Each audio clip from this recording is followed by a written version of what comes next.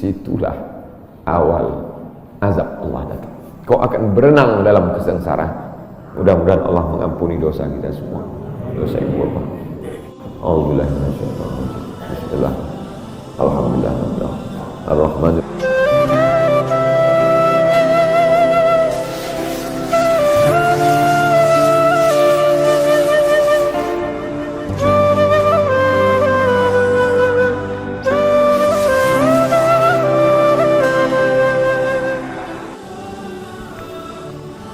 Semoga Ustaz senantiasa diberikan Allah kesehatan. Amin. Saya dari Medan. Ada juga orang kampung saya di sini. Bagaimana cara bakti seorang anak? Cara membahagiakan orang tua berjarak jauh dengan kita, sedangkan bertemu dekat bersama orang tua mungkin hanya 1 tahun sekali, Idul Fitri saja, karena harus bekerja di PT Antam Tbk Sulawesi Tenggara. Ada sesuatu yang tak bisa kita bayar dengan uang. Tak bisa dibayar dengan uang. Yang bisa merasakan ini orang yang orang tuanya sudah meninggal. Yang masih hidup tak bisa. Lam ya'rif man lam yadhuq. Yang tak pernah merasakannya tak bisa menceritakannya, karena tak bisa dirasakan. Setelah orang tua itu tak ada, barulah kita rasa dunia ini hampa, tak ada guna. Duit itu tak ada gunanya, mobil itu tak ada gunanya, rumah itu tak ada gunanya, apapun tak ada gunanya. Waktu dapat saya gelar doktor dari Sudan, pulang saya ke rumah, tak ada gunanya, tak bisa lagi diceritakan. Dulu apapun yang dapat diceritakan, mak, aku dapat sorban dari mak, aku dapat pensi. Sudah pulang tadi, pulang dari Brunei dapat gelar visiting profesor di Universitas Islam Sultan Syarif Adi. Tak ada gunanya, hampa.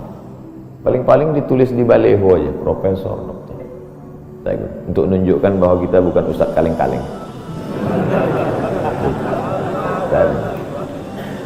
Nanti setelah dia tidak ada, barulah kau cari mana kain yang pernah dia pakai dulu, mana sajadah yang dulu dia pakai waktu sholat, di mana dia dulu sering duduk. Bekas tempat duduknya aja pun bisa menghilangkan duduk. Tempat dia duduk dulu, tempat dia duduk makan kacang sambil minum teh, duduk kau di situ bisa menghilangkan duduk. Quran yang dia baca dulu lengkap dengan rehalnya. Bangun kau tengah malam, kau bentang sajadah, duduk kau di situ, kau buka Quran yang dia baca dulu, hilang rindu. Tapi setelah dia tak ada, makanya mumpung dia masih ada, ciumlah tangan, peluklah tangan, ciumlah kering. Kalau kau ada duit, kirim. Tak bisa, karena cari makan jauh Pak Ustaz, mesti terbangun dari Sumatera sampai kemari. Apa boleh buat? Memang begitu kondisi ekonomi kita sekarang. Allah tidak marah, tapi kalau kau mampu, kirimlah. Siapa orang yang kira-kira bisa digaji, dibayar untuk memasakkan dia di rumah? Berkirimlah.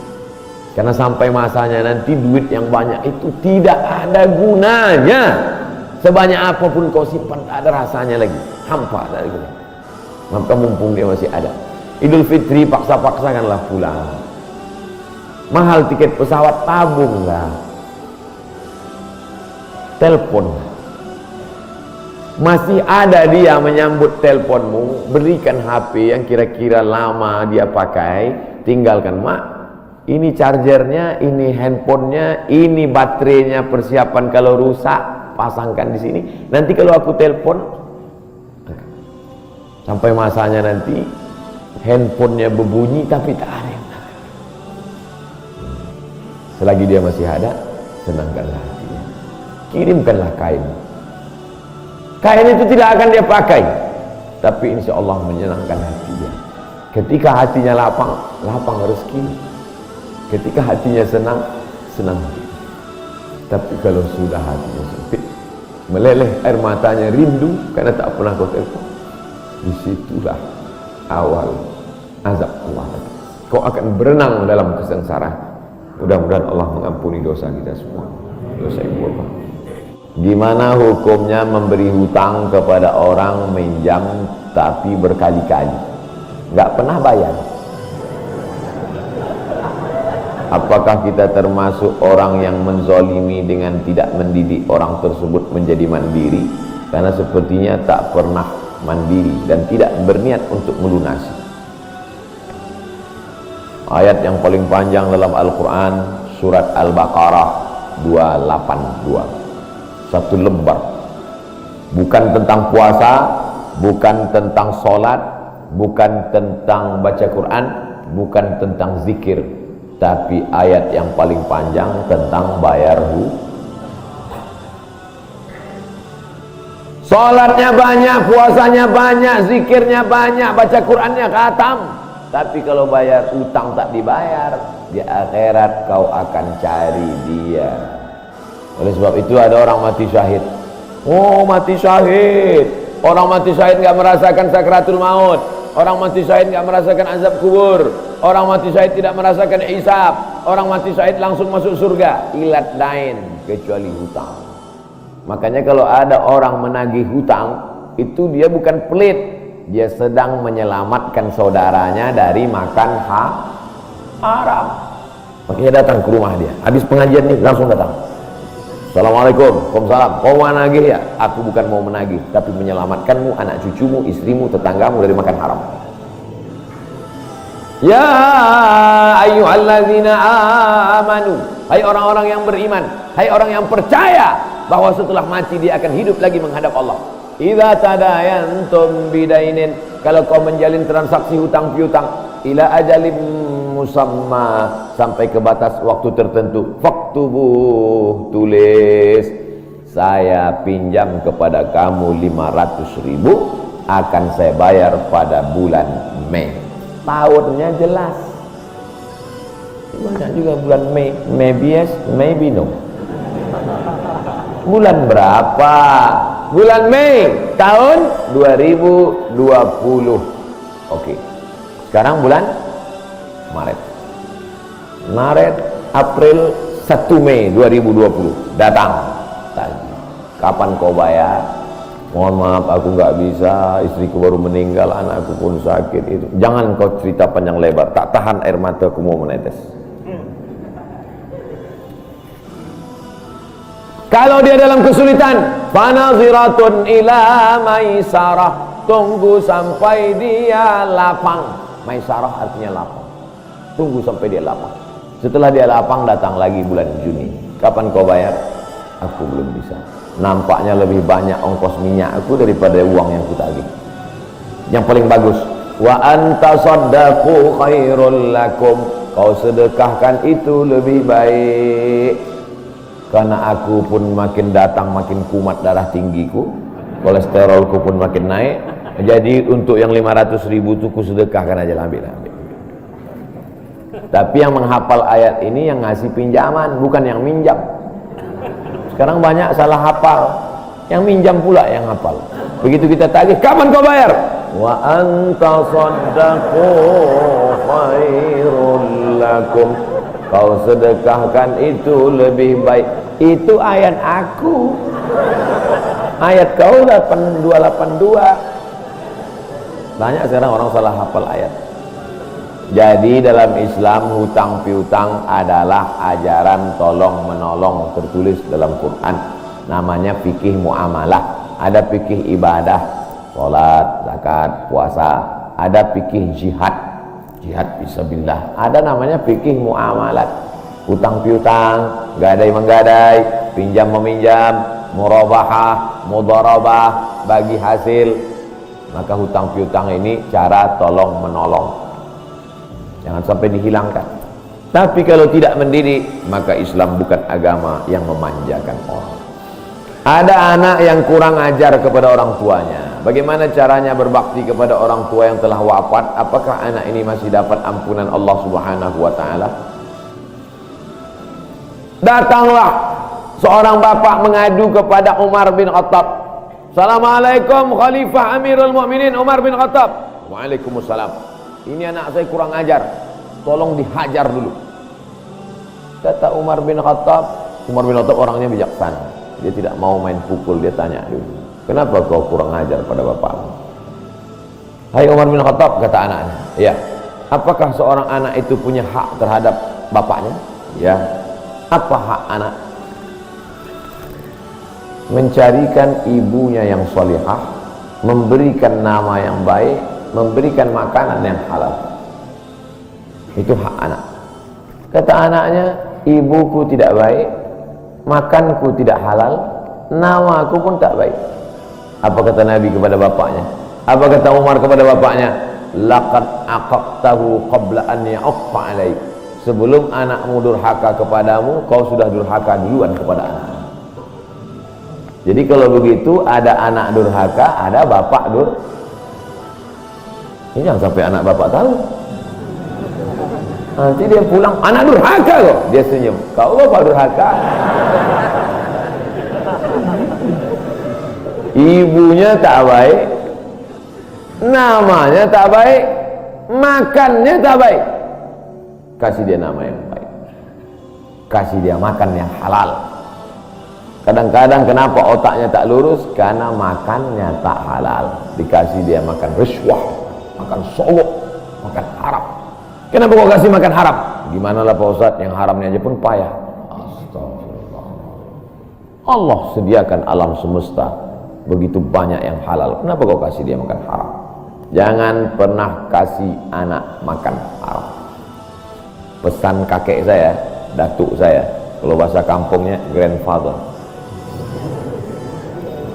Cucuku 40 orang, yang satu ini jangan sekolah umum.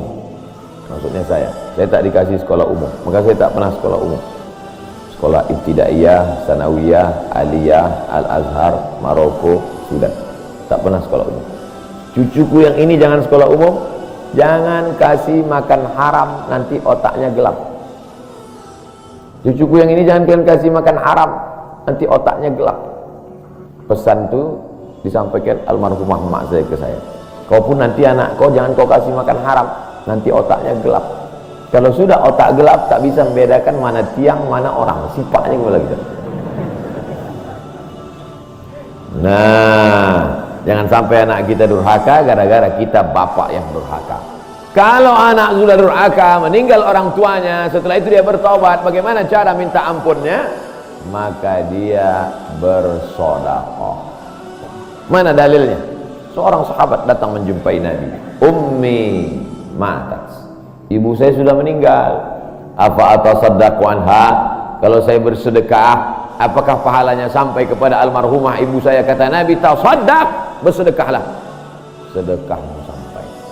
Maka wahai anak-anak durhaka yang sudah mati ibu dan bapakmu, maka datang kau habis pengajian ini langsung ke tempat anak yatim, panti jompo, sekolah-sekolah, pondok pesantren. Tanya Pak Kiai, Pak Kiai, apa yang kurang di pesantren ini? WC. Karena pesantren santrinya 1000, WC-nya 2. Bayangkan panjang antriannya. Berapa yang keluar dalam celana? Saya bangunkan WC, pahalanya mengalir untuk almarhumah. Maka pagi, petang, siang, malam mengalir pahalanya. Sedekah.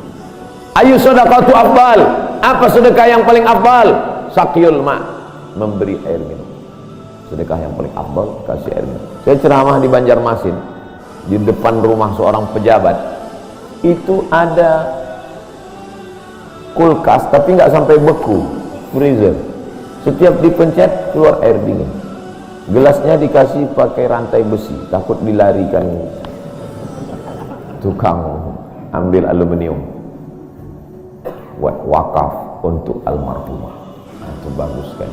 Saya ceramah di Malaysia, di pintu masjid itu ada kotak box. Kalau kita ambil satu botol, keluar botol baru. Ambil satu botol, keluar botol baru. Wakaf untuk, itu bagus, sedekah. Jangan sedekah teh botol, nanti dia kena diabetes. Air putih ini bagus, mengalir. Sedekah sumur bor, pergi ke masjid, putar keran nggak ada air, tanya pengurus masjid, Pak pengurus, ya mana sumur bor? Nggak ada, saya buatkan. Langsung bunyi.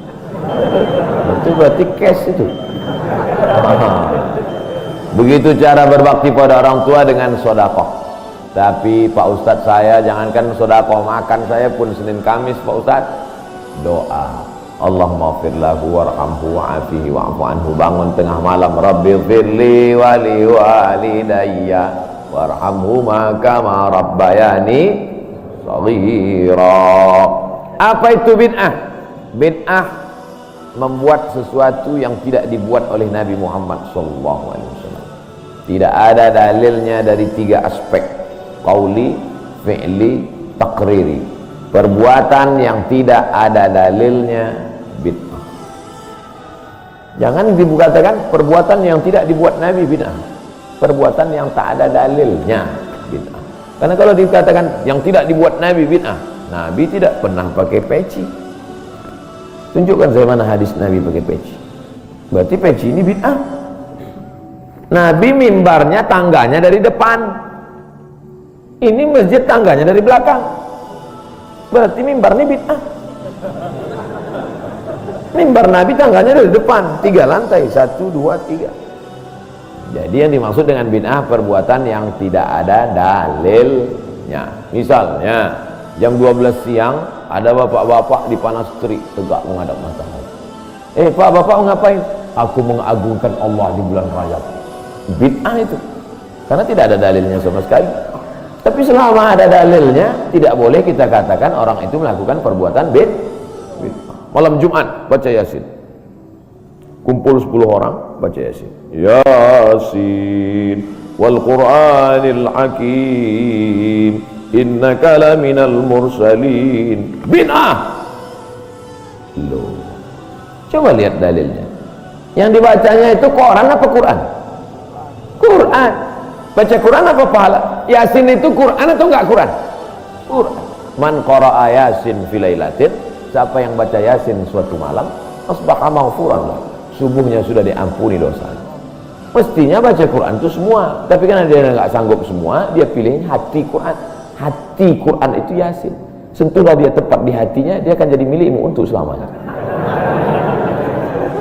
Makanya orang sebelum ngapal Quran semua, yang dihafal hatinya dulu.